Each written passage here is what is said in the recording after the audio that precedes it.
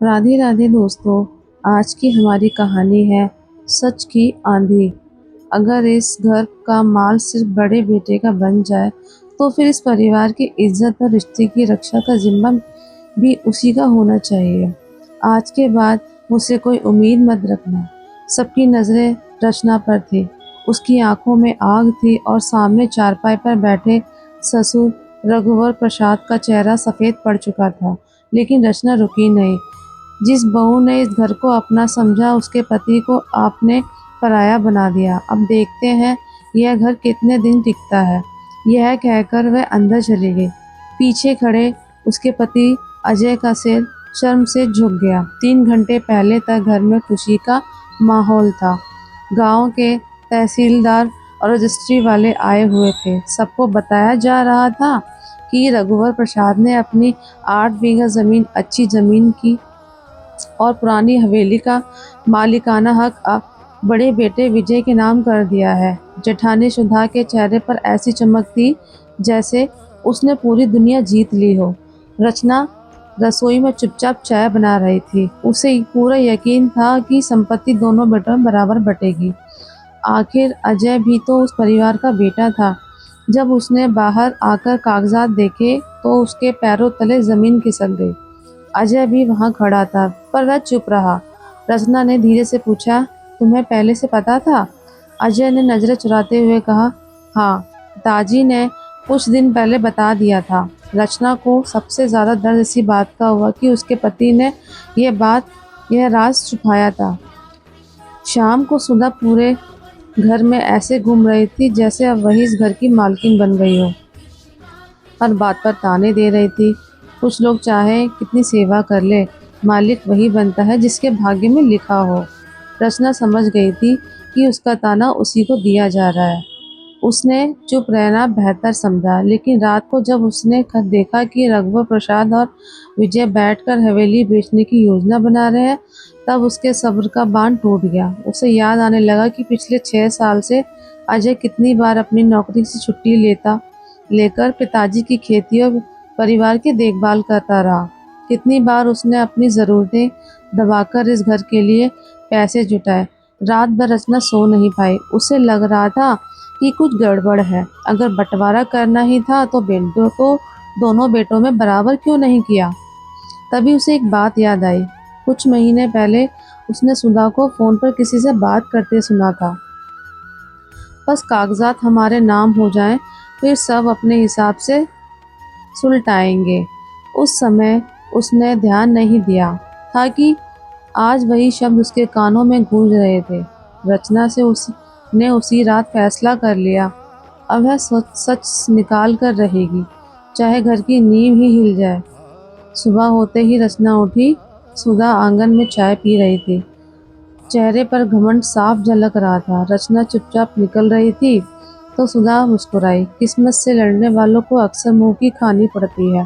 रचना ने पहली बार पलट कर जवाब दिया, किस्मत तो बदलती है बहन जी, लेकिन सच कभी नहीं बदलता। सुधा का चेहरा एक पल के लिए काला पड़ गया। दोपहर में जब रघुवर प्रसाद और विजय बाहर गए हुए थे तब सुधा के फ़ोन पर एक कॉल आया। वह जल्दी से अपने कमरे में गई लेकिन दरवाज़ा पूरी तरह बंद नहीं किया। रचना रसोई में थी। उसके कानों में शब्द पड़े, चिंता मत करो, सब कागजात हो गए हैं। अब बुड्ढे को धीरे धीरे समझा लेंगे। हवेली बिक गई तो अच्छा खासा पैसा आएगा, फिर हिस्सा कहाँ से आएगा? रचना के हाथ में चम्मच छूटते छूटते बचा। वह चुपके से दरवाजे के पास पहुंची। सुधा ने फ़ोन काट कर बाहर आते रचना को देख लिया और मुंह फेर लिया। शाम को रघुवर प्रसाद लौटे तो उनके चेहरे पर थकान थी। चलते चलते चक्कर आ गया था। रचना दौड़कर उन्हें सहारा देने लगी। विजय और सुधा अपने कमरे में बाहर नहीं निकलते। रघुवर प्रसाद ने कमज़ोर आवाज़ में कहा, बहू, अगर तू न होती तो आज मैं गिरकर रचना के मन में दर्द उठा। जिस बहू को अपना नहीं माना वही उनकी सेवा कर रही थी। रात को अजय घर आया तो रचना ने खुलकर बात की। एक बात बताओ, पिताजी ने सारी संपत्ति भैया विजय के नाम क्यों की? अजय चुप रहा, फिर बोला, भैया ने कहा था कि मैं नौकरी करता हूँ, वो खेती संभालते हैं। रचना ने तीखे स्वर में पूछा, तो पिछले 6 साल से खेती कौन मेहनत कर रहा था, तुम या विजय भैया? अजय के पास कोई जवाब नहीं था। उसी रात पहली बार उसके मन में भी शक पैदा हुआ। अगले दिन गांव के पुराने वकील श्याम नारायण जी अचानक घर आ गए। रघुवर प्रसाद बाहर थे। उन्होंने रचना से ही पूछा, भैया से ज़रूरी बात करनी है। बातों बात तो मैं वकील से कहा, मुझे आज तक समझ नहीं आया कि रघुवर जी ने इतनी जल्दबाजी में दस्तखत क्यों कर दिए। पहले तो वे दोनों बेटों में बराबर बंटवारे की बात कर रहे थे। रचना का दिल जोर जोर से धड़कने लगा। मतलब कुछ महीने पहले तक फैसला अलग था। तभी सुधा तेजी से अंदर आई। वकील जी को देखते ही उसका चेहरा पीला पड़ गया। उसने जबरदस्ती मुस्कुराते हुए बात बदल दी, लेकिन रचना अब सब समझ चुकी थी। उसी रात रचना ने अजय से कहा, अब भी चुप रहे तो जिंदगी भर पछताओगे। अजय गंभीर हो गया। मुझे भी लग रहा है कि कुछ गलत हुआ है। लेकिन रचना ससुर जी के कमरे में सफाई कर रही थी। अलमारी के पीछे एक पुरानी फाइल गिर गई। उसमें पुराने मसौदे थे, जिसमें साफ लिखा था कि 8 बीघा जमीन और हवेली दोनों बेटों में बराबर बांटी जाएगी। फाइल के साथ एक कागज भी था, बैंक का नोटिस। विजय पर भारी कर्ज था।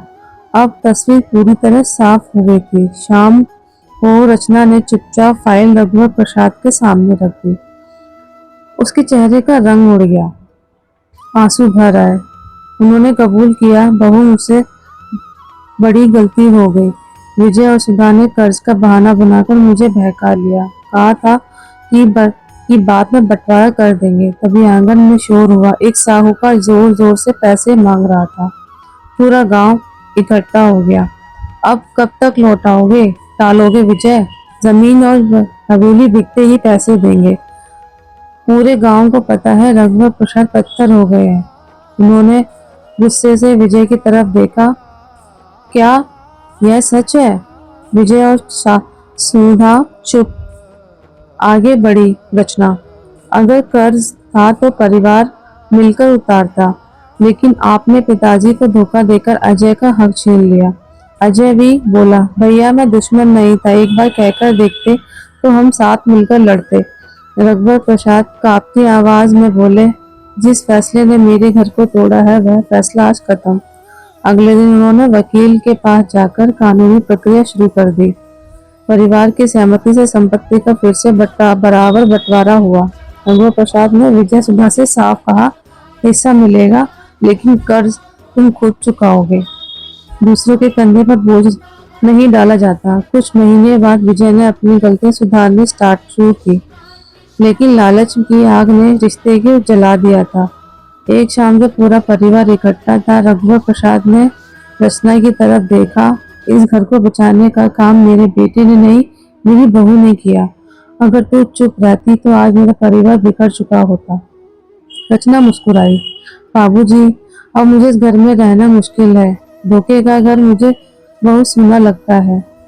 आखिरकार रघुवर प्रसाद ने छोटे बेटे अजय को अलग हिस्सा देकर अलग रहने की इजाजत दे दी। कुछ महीने बाद विजय सुधा की मजबूरी बढ़ गई।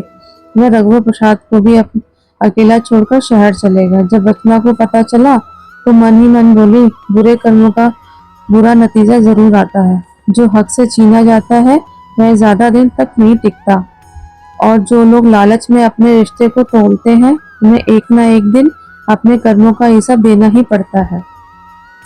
दोस्तों, कहानी अगर दिल को छू गई हो तो लाइक, शेयर और सब्सक्राइब जरूर करें। राधे राधे।